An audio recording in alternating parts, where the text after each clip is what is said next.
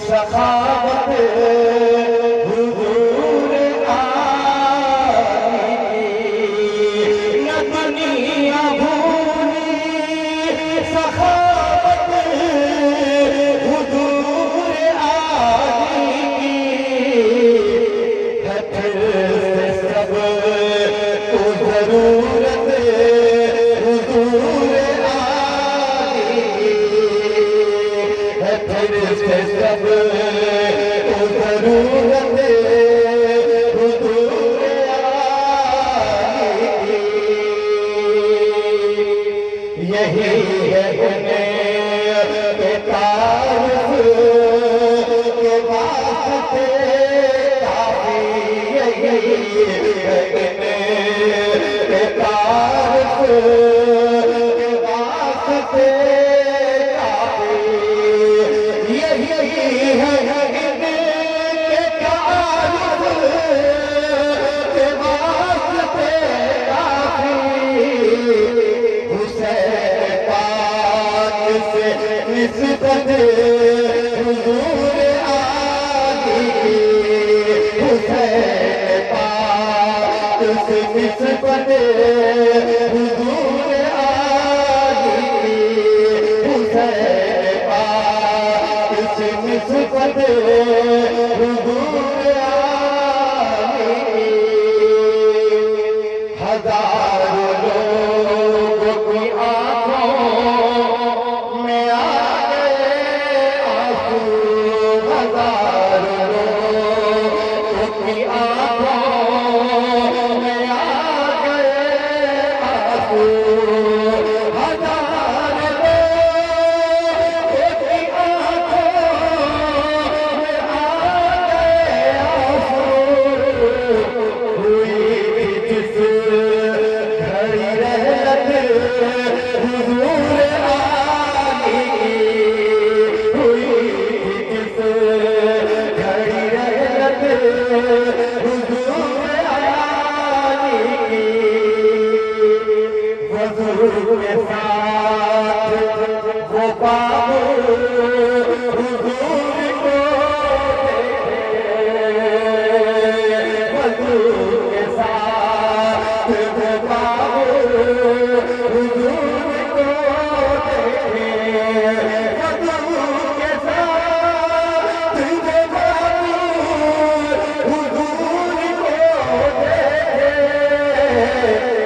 جسے ہو کر زیارت حضور آئی جسے ہو کر زیارت حضور آئی لگا کہ چاند ہوا ہے طلوع چہرے پر لگا کہ چاند ہوا ہے طلوع چہرے پر قسم سے ایسی تھی صورت حضور آئی قسم سے ایسی تھی صورت حضور آئی جو آیا فاتحہ پڑھنے وہ دیکھ کر بولا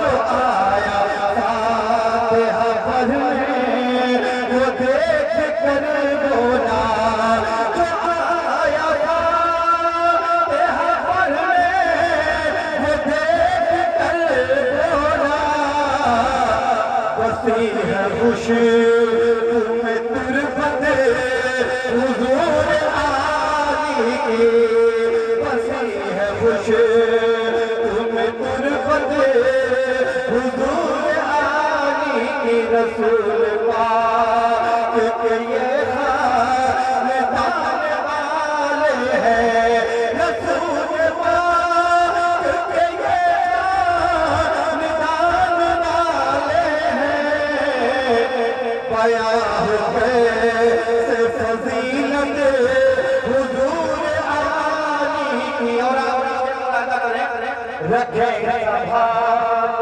کے بابو حضور کو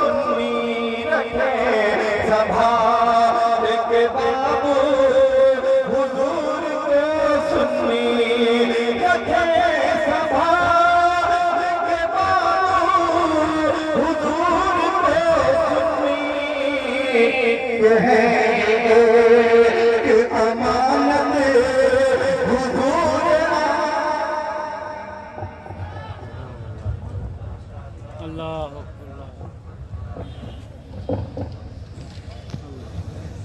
اللہ رب کائنات کا کروڑا کروڑ احسان عظیم ہے کہ ہم سب کو یہ موقع میسر آیا.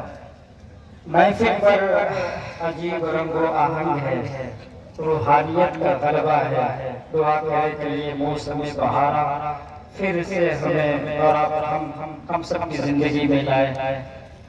اسٹیج پر کرسی خطابت پر آپ دیکھ رہے ہیں کہ جماعت اہل سنت کا بے باک مستند عالم دین مستند خطیب، جن کی اصلاحی بیان کے ذریعے نہ جانے کتنے وہ نوجوان جو شراب خانے میں زندگی گزار رہے تھے، ان کی خطاب نیات کو سنا ہے تو وہ نوجوان کو شراب خانے سے نکلنے کو تیار نہیں.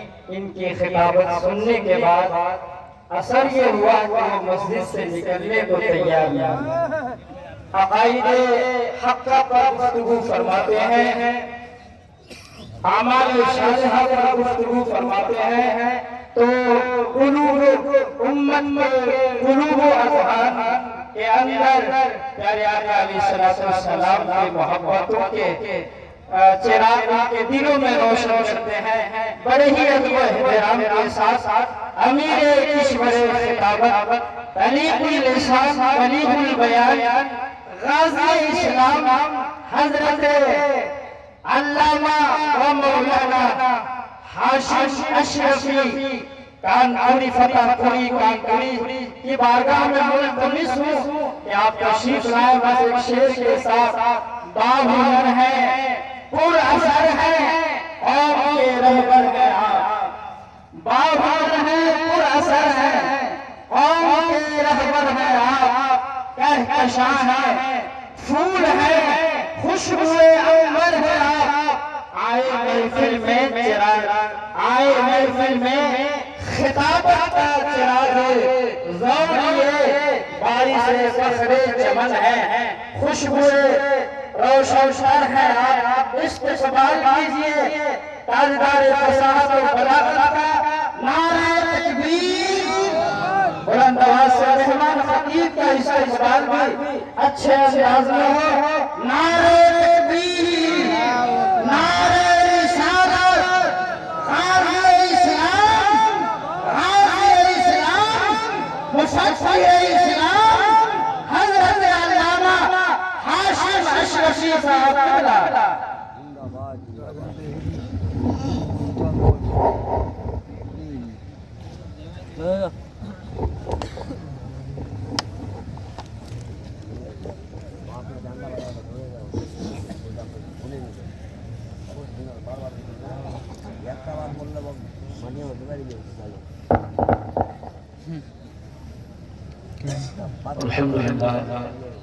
الحمد لله رب العالمين والعاقبة للمتقين والصلاة والسلام على سلطان السلاطين سيد الأنبياء والمرسلين محمد المختار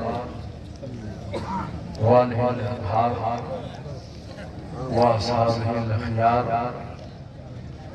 أما بعد فأعوذ بالله من الشيطان الرجيم.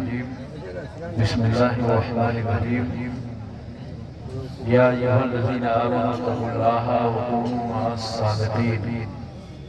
صدق الله مولانا العظيم وصدق رسوله النبي الأمين المبين المكين المتين الكريم. ونحن على ذلك لمن الشاهدين والشاكرين والحمد لله رب العالمين.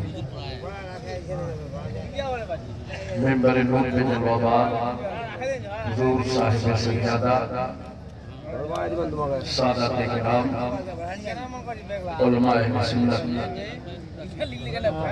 ہندوستان کے مختلف صوبوں سے تشریف لانے والے محترم بزرگوں، نوجوان ساتھیوں، عزیز بچوں، السلام علیکم ورحمۃ اللہ وبرکاتہ۔ آیت کریمہ کی فضیلتیں اور برکتیں حاصل کرنے سے پہلے آئیے ہم اور آپ انتہائی محبت اور عقیدت کے ساتھ حضور شاہ مدینہ، راحت قلب و سینہ، غیاث دارین، موتی کونین، راس الوفا، وجہ الصفا، شمس الضحیٰ، بدر الہدیٰ، نور الہدیٰ، نجم الہدیٰ، عین التقیٰ، زین النقیٰ، کنز العطا، کشف الغطاء، بحر المنن، نہر السنن، جمیل الشیم، شفیع الامم، صاحب جود و کرم، حضور اکرم، سید عالم، نور مجسم، تاجدار عرب و عجم، فخر بنی آدم، نبی محترم، رسول معظم، نیر عالم، اصل کائنات، خلاصہ موجودات، حضور احمد مصطفیٰ محمد مصطفیٰ صلی اللہ علیہ وسلم کی بارگاہ عالیہ میں درود پاک کی گالیاں چھاو چھوائیں بآواز بلند۔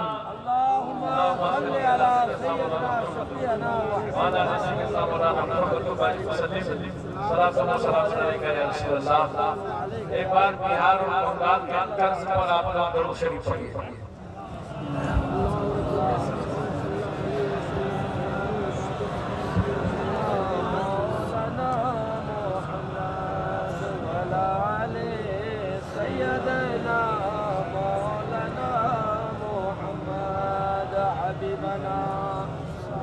صلی اللہ علیہ وسلم، صلاۃ و سلام علیکہ یا رسول اللہ۔ یہ ربیع الاوّل کا چوتھا پروگرام چل رہا ہے جو اپنے آخری مرحلے میں آپ نے علماء کرام شورى اسلام کو سنا، خطیب اہل سنت حضرت مولانا محفل اشرف صاحب کو بھی سماعت فرمایا۔ تھوڑی دیر کے لیے ہم آپ کی بسم محبت میں حاضر ہیں اور آج تو تقریر سننے کا بھی دن ہے اور آل رسول کی زیارت کرنے کی بھی رات ہے۔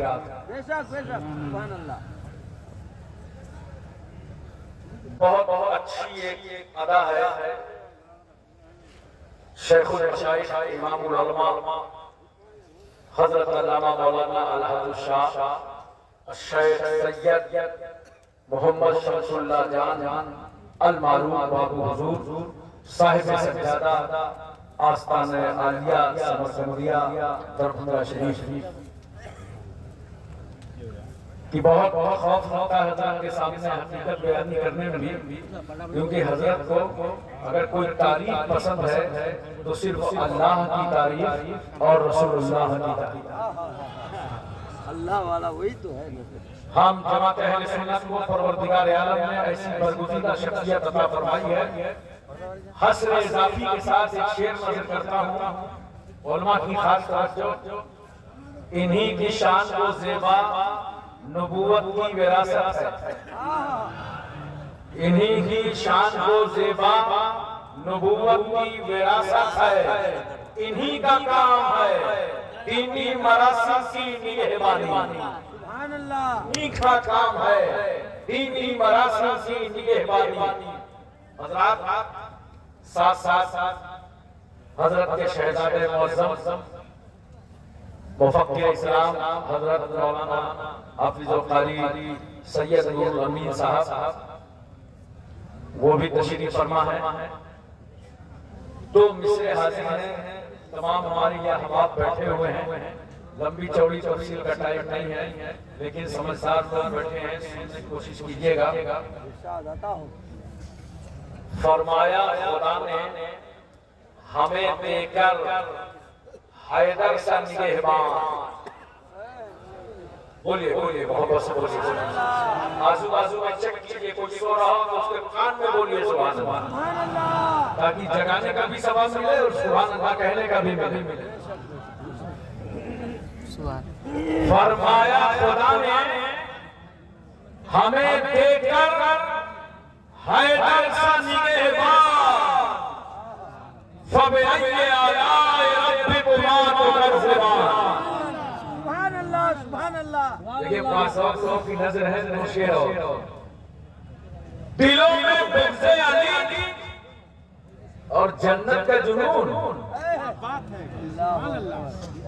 دلوں میں بغض علی اور جنت کا جنون.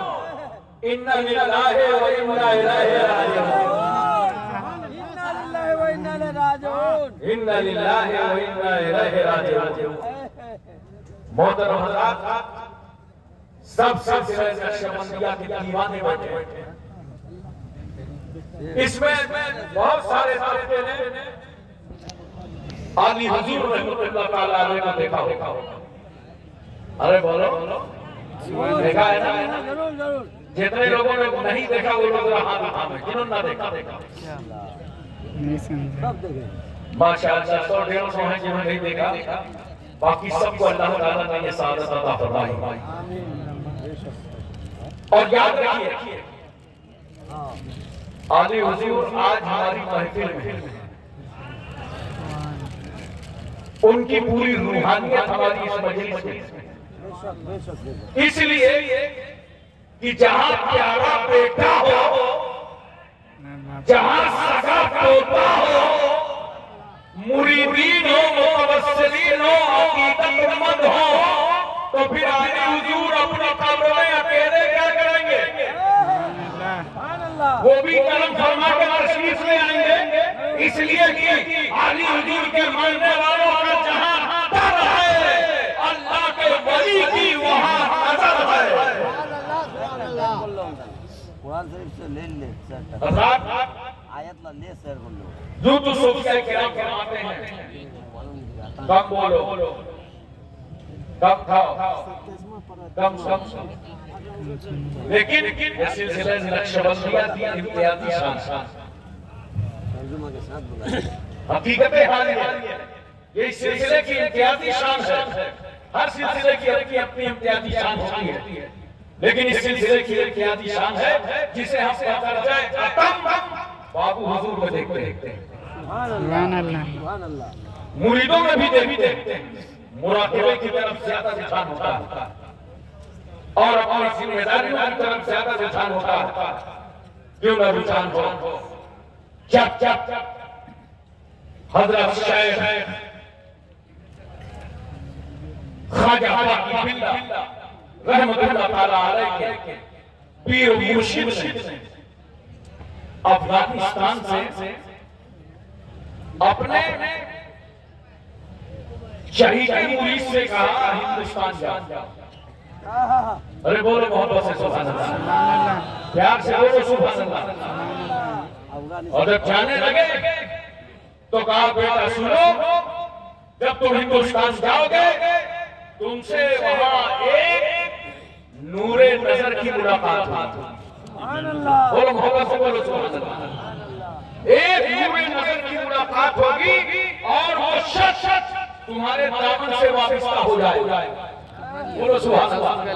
تمہارے دامن سے وابستہ ہو جائے گا اور ایسا عظیم ہوگا کہ وہ عالم کو منور کر دے گا. اور یہ کون ہے جو حضرت خواجہ باقی باللہ رحمت اللہ علیہ کے دامن سے وابستہ ہوئے, جنہوں نے ایک عالم کو منور کیا؟ وہ حضور محبوب سبحانی, امام ربانی, مجدد افسانی, شیخ احمد سرہندی فاروقی, جن کی ذات اور شخصیت وہ ہے, وہ خود بیان فرماتے ہیں کہ مجھے سلسلہ نقشبندیہ کی خلافت عطا ہوئی اور میں کئی واسطوں سے محمد الرسول اللہ کی نہیں سکتا ہوں. بولو محبت سے سبحان اللہ. ارے پوری توجہ ہے نا, ذہن مکمل حاضر ہے, سمجھ کے جائیے کتنا یہ عظیم سلسلہ ہے, سلسلہ نقشبندیہ, جس میں آپ داخل ہوئے ہیں اور اپنے پیر کا دامن تھاما ہے اور اپنے پیر کو اپنے عقیدت کا مرکز بنایا ہے. حضرت شیخ امام ربانی مجدد الفسانی فرماتے ہیں کہ مجھے سرکار کی نسبت 21 واسطوں سے سلسلہ نقشبندیہ سے حاصل ہے. زور سے بولو سبحان اللہ. اور 25 واسطوں سے سلسلہ قادریہ سے حاصل ہے اور 27 واسطوں سے سلسلہ چشتیہ سے حاصل ہے. میں آپ کی توجہ چاہتا ہوں, 450 سال گزر گئے کہ ہم یہاں کابرین بزرگان دین آپس میں کتنا پیار, کتنی محبت, امام ربانی شیخ سرہندی نے کس طرح دوسرے سلسلوں کا بھی احترام فرمایا اور کتنی سعادت کے ساتھ سلسلہ قادریہ اور چشتیہ کی نسبت کو قبول ہی نہیں کیا بلکہ فخریہ طور پر اعلان فرمایا. آج بھی یہاں سبق لینے آئے ہیں کہ انہی بزرگوں کے نقش قدم پر ہمیں اپنی زندگی گزارنا. بولو حضرات, میں مختصر کر کے آپ کو بتاؤں, ذرا میری بات آپ سمجھنے کی کوشش کیجیے گا. اور اچھا یہ موقع ہو گیا ہے کہ میں آپ سے چند باتیں کر سکوں. سمجھدار علماء یہاں موجود ہیں, دانشور حضرات یہاں موجود ہیں. یہ ہندوستان جہاں ہم اور آپ اپنی زندگی گزار رہے ہیں, یہاں اکبر نے اپنی بادشاہت کی ہے اور اکبر کے بارے میں بہت سارے لوگ کنفیوز رہتے ہیں. انہیں میں بتا دوں, اکبر نے اپنی زندگی کے 3 دور گزارے ہیں. جو اکبر بادشاہ کا پہلا دور تھا تو اس دور میں یہ سنی تھا, مسجد میں جھاڑو لگاتا تھا, مسجد میں اذان دیتا تھا, علماء کرام کی جوتیاں سیدھی کرتا تھا. مگر پھر ہوا کیا؟ یہ وہی ہوا جس سے آج ہر عالم دین کو بچنا چاہیے. اکبر کے ساتھ کچھ علماء سو لگ گئے اور علماء سو نے اکبر کو بڑھاوا دینا چالو کر دیا اور علماء حقہ کے خلاف بکواسیں چالو کر دیا. آخر کار نتیجہ یہ ہوا کہ اکبر علماء حق سے گمراہ ہو گیا اور اس نے علماء سو پر سلف سالین علماء کا قیاس کر دیا. نعوذ باللہ من ذالک, وہ بھی ویسے رہے ہوں. سنیت ختم ہو گئی اکبر کی, صلح کلیت میں بدل گئی. اب وہ ہر مذہب کو صحیح سمجھنے لگا, ہر مذہب کا طریقہ اور قانون اپنانے لگا. غیر مسلم بیویوں کا ہاتھ بھی اس کا تھا. بہرحال ایک دوسرا دور تھا جہاں اکبر میں صلح کلیت آئی. پھر اس کے بعد اکبر کا تیسرا دور آیا جہاں باضابطہ اس نے دین اکبری کا اعلان کر دیا. اسلام کے مقابلے میں دین الہی چلا گیا. نعوذ باللہ من ذالک, الگ سے ایک مذہب بنایا اور تیار کر دیا. اسلام کا چراغ بھارت میں بجھنے لگا, اسلام کا چراغ ہندوستان میں ٹمٹمانے لگا. ریاست روپڑی, یو پی گھبرا گیا, بہار کا پورا بھارت بے چینیوں کا شکار, ملک کا گوشہ گوشہ بے قرار. اب کیا ہوگا؟ اسلام کا چراغ بجھایا جا رہا ہے, اسلام کی رسمیں سکھائی جا رہی ہیں, اسلام کا طریقہ ذکر کیا جا رہا ہے, قرآن حدیث کی پرولیاں اٹھائی جا رہی ہیں, شریعت پر حملے ہو رہے ہیں, حدیث مصطفیٰ پر حملے ہو رہے ہیں. یاد کرو اکبر نے چھوپ دیا تھا پورے بھارت کو دین الہی کے خندق میں, مگر اکبر مرا کہ ایسے موقع پر کھڑے ہو گئے امام ربانی نعرہ تکبیر, نعرہ رسالت, مسلک اعلیٰ حضرت, مسلک امام ربانی.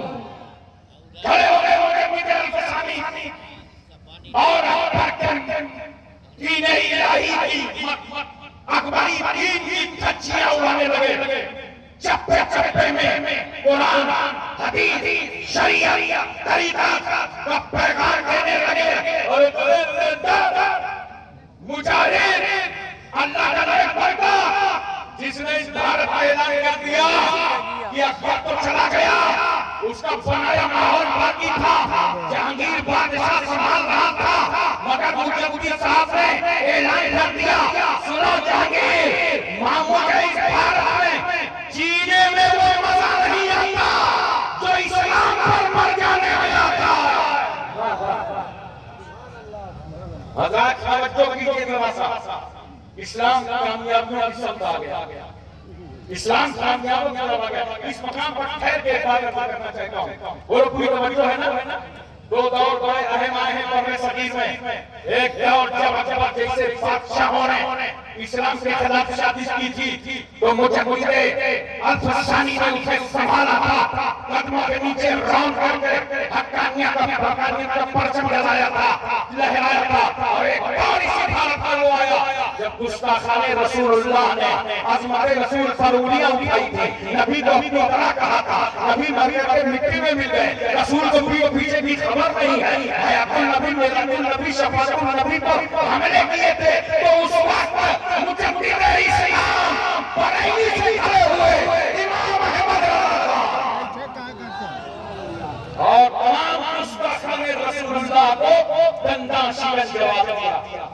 یہ جو مجدد گزرے ہیں، مجدد الفسانی نے اسلام تک پہنچایا ہے، اور مجدد اسلام امام احمد رضا نے پیغمبر اسلام تک پہنچایا۔ حضرات جہانگیر کے دربار میں قدم کر لیا گیا مجدد صاحب، ذرا توجہ کیجئے گا، آپ تشریف لائے بے نیاز ہو کر، وہاں کچھ رافضی تھے جو انتہائی چمچ گیر تھے جہانگیر کے۔ واپس جانے کے بعد امام رمضان کے خلاف باتیں بھرنے لگی، کہا وہ آئے تھے، انہوں نے صدر تعظیمی نہیں کیا، چگلی چلنے لگی، غیبت چلنے لگی۔ جہانگیر نے کہا کیا ہونا چاہیے، کیا تمہاری حکومت کو خطرہ ہے؟ ان کے عقیدت مند ہیں، جہاں جہاں یہ جاتے ہیں اکبر کا مزاج بدل رہا ہے، اسلام کا پرچم لہرا رہا۔ تب قائد سیدہ سے یہ چاہیے، گوالیار کے جیل میں ڈال دیا گیا۔ میں توجہ چاہتا ہوں آپ کی، بولو ذہن حاضر ہے نا، میری باتیں سمجھ میں آ رہی ہیں؟ بولی توجہ سمجھ رہے ہو؟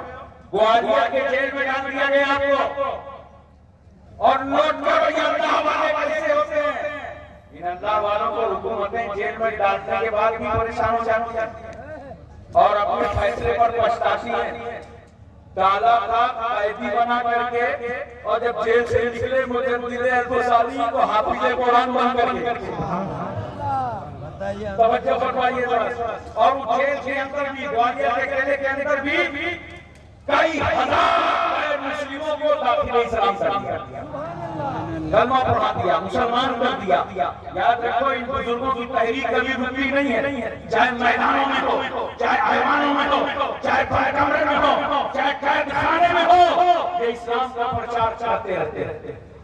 حضرات اس کے بعد مجدد صاحب کے تعلق سے جہانگیر نے فیصلہ کیا کہ ان کو اپنے مشیر کاروں میں رکھا۔ حضرت نے قبول کر لیا تاکہ اصلاح ہوتی رہے، اور یہ ایک ایسا بہانہ تھا اس کے ذریعے اصلاح ہوتی رہی تاکہ اکبر کا فتنہ مٹتا رہے، اور اسلام بھی بلندیوں پر آ جائے۔ حضرت خود فرماتے ہیں کہ میں اجمیر شریف پہنچا، بولو سبحان اللہ۔ مجدد صاحب جب اجمیر شریف پہنچے تو فرماتے ہیں کہ میں نے وہاں سے جا کر اپنے بیٹے خواجہ سعید فاروقی کو خط لکھا۔ ذرا توجہ کیجئے اللہ والا، ان کو خط لکھا کہ بیٹا جیسے زندگی گزرے گزارتے رہنا، جیسے زندگی گزرے گزارتے رہنا، مگر ہر حال میں دین مصطفیٰ کا کام کرتے رہنا۔ سبحان اللہ، نعرہ تکبیر، نعرہ رسالت، جشن ربیع الاعراس۔ حضرت فرماتے ہیں امام ربانی کہ جب میں حاضری کے لیے پہنچا مزار شریف پہ تو اتفاق ایسا اسی دن غریب نواز کے مزار کو غسل دیا گیا۔ ارے بولو یار سبحان اللہ، اس کا مطلب یہ ہے کہ غسل کا رسم و رواج بڑا پرانا ہے۔ بولو حضرت سید سالار مسعود غازی ہیں، 2 سال پہلے میں ان کے عرس کی تقریب میں حاضر ہوا تو 1011واں سالانہ عرس چل رہا تھا۔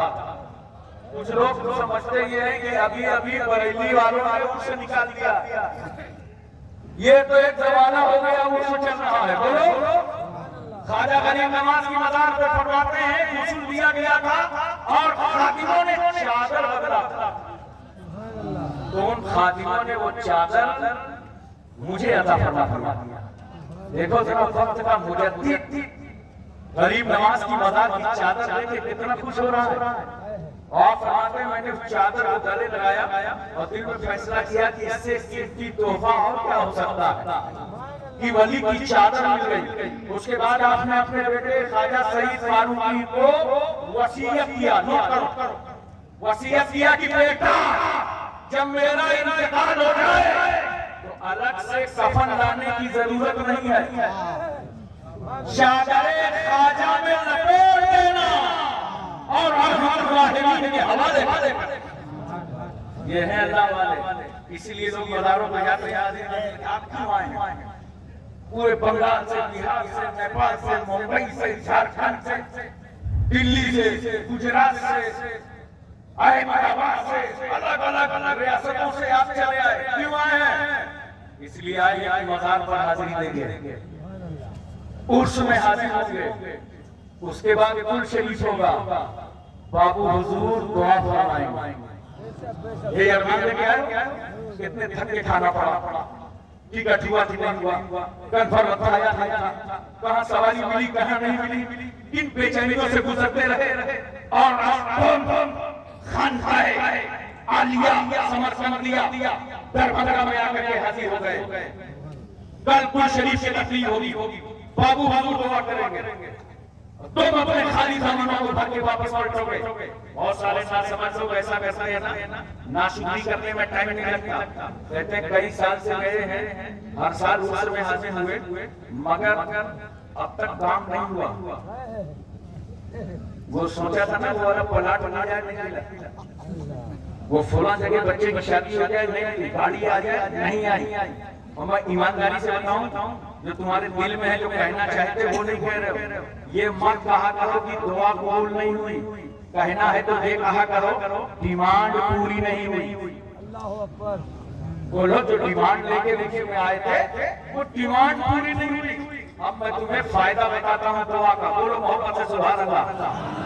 اگر تمہاری گاڑی نہ ملے، پلاٹ نہ ملے، مکان نہ ملے، تمہاری مرضی کا کوئی کام نہ ہو، تو یہ سمجھ لینا ہماری ڈیمانڈ پوری نہیں ہوئی، مگر کل کی دعا میں شریک ہونے والوں اتنا بڑا فائدہ ہوگا کہ اس دعا کے صدقے میں جو تم نے انداز کا مانگا ہے، ارحم الراحمین کا ہے، مولا کا ہے، کبریا کا ہے، کبیر کا ہے، خالی کا ہے، مولا کا ہے، بڑا کا ہے، اس خدا کو یاد کیا، اے اللہ تو اکرم لا کبیر ہے، تو رب الارباب ہے، تو عزیز الجلال ہے، تو مولا ہے، تو کبریا ہے، تو بڑا ہے، مگر تیری مشیت کے ایک ذرہ بھی حرکت نہیں کرتا ہے اللہ۔ تو چاہے جو چھوٹی سی چیز کو وسیع کر دے، اور تو چاہے جو وسیع کو سمیٹ دے، تو چاہے جو پست کو بلند کر دے، تو چاہے جو بلند کو پست کر دے، اے اللہ تو چاہے جو عزت والے کو ذلیل کر دے، اور تو چاہے جو ذلیل کو عزت دے دے، تو سب کچھ کر سکتا ہے، جو چاہے عطا کر دے اور جو چاہے چھین لے۔ مولا تیری مشیت کے بغیر ایک ذرہ بھی حرکت نہیں کرتا، ان اللہ علی کل شیء قدیر، تو ہر چاہے قادر ہے، للہ ملک السماوات والارض، زمین و آسمان کی بادشاہت تیرے لیے ہے۔ یہ جو اللہ کو یاد کر رہے ہو، اللہ کو پکار رہے ہو نا،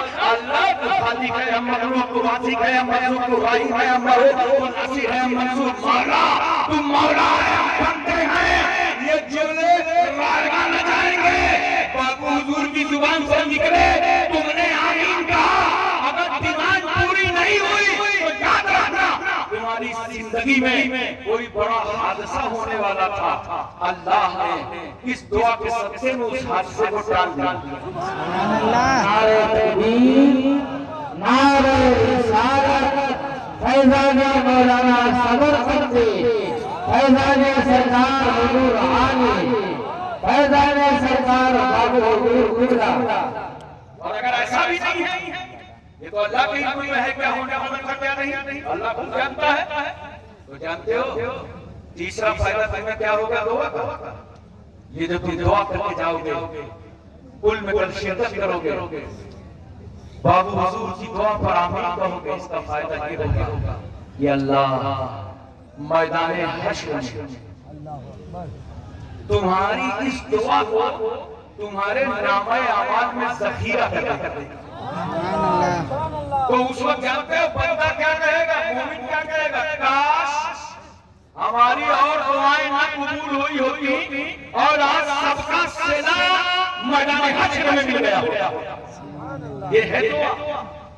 اس لیے بہت اچھے ارادے کے ساتھ محبت کے ساتھ دعا میں شرکت کرو۔ ماں حسن سن کی دعا بولو وہ تقریب اچھا مداروں سے آتے اور آنے کے بعد کچھ سیکھ کے جایا کرو ایک جلسوں۔ بہت سارے لوگ مزار پہ جاتے کہ میں آپ سے یہی کہوں گا کہ مزار پہ آتے کسان صاحب وہیں سے کر لیتے، دعا وہیں سے کر لیتے، فاتحہ وہیں سے پڑھ لیتے، لیکن ولی کی مزار پہ کیوں آئے؟ آدھی حضور علیہ رحمت کے آستانے کیوں آئے؟ مولانا سمرسندی رحمت اللہ علیہ کی چوکھٹ پر کیوں آئے؟ یہ فاتحہ تو میں نے گھر سے پڑھ سکتے تھے، مگر بازار پہ اس لیے آئے ہو بڑے چالاک ہو، سب سمجھتے ہو۔ تو طریقہ بھی سے بازار پہ لایا کرو تو پیتیانے سے جائے، بولو کہاں سے؟ پیتیانے سے جاؤ، صاحب مزار کو سلام کرو۔ اور بہت سارے لوگ جانتے ہو سلام نہ ہوا گئے اور جانے کے بعد مزار کو دبانے لگے، لگتا ہے بڑا وفادار مرید آیا اور حضرت بہت تھکے ہیں، آج ساری تھکاوٹ اتار دیں۔ یہ جاہلانہ رسمیں ہیں، آئے ہو تو ان جلسوں سے خانقاہوں سے کچھ سیکھ کے جاؤ، جا کے مزار کو نہ دبایا کرو بلکہ سنو نقشبندیوں سہروردیوں قدریوں یزدیوں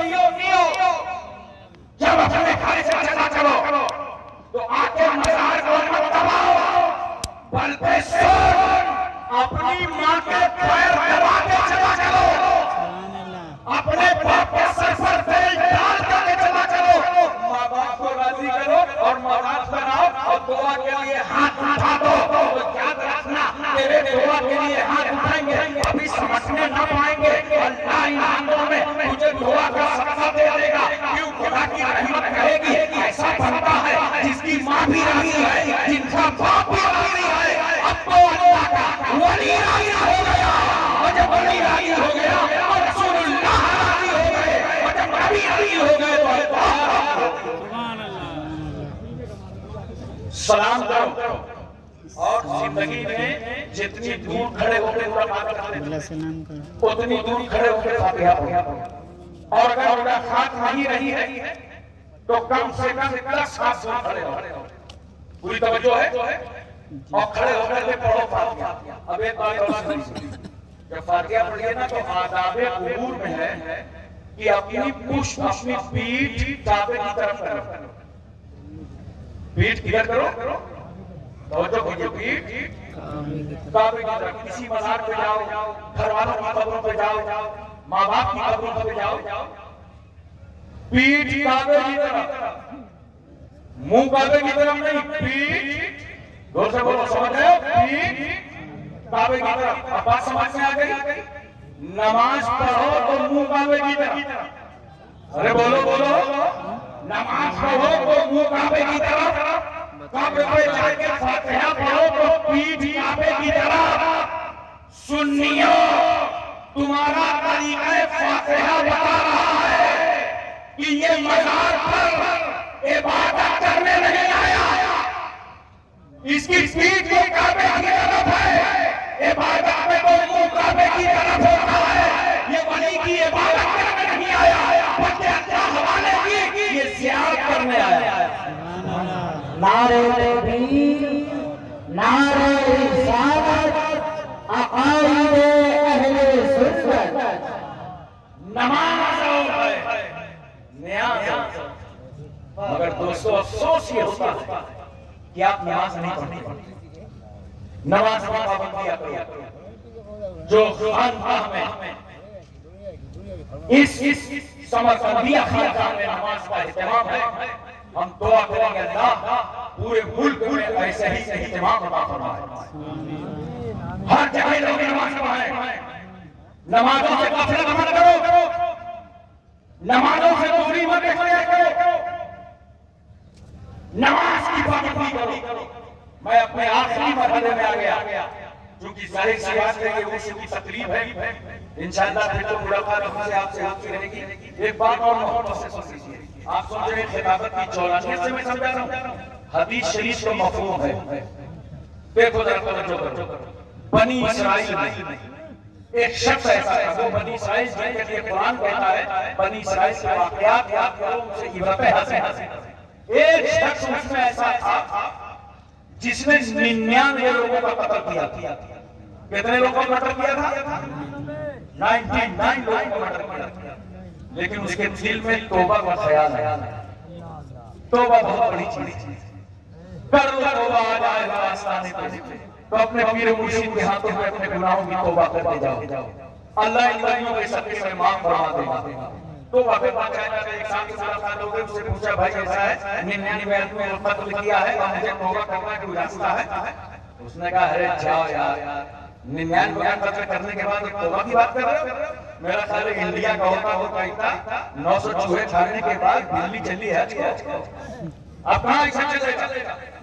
تو اس نے سوچا جب 99 میں توبہ قبول نہیں ہوگی تو پھر ریکارڈ پیچھے کی چلے جائے، سنچری پوری کر دی، اس کا قتل کر دیا، 100 پورے کر دیے۔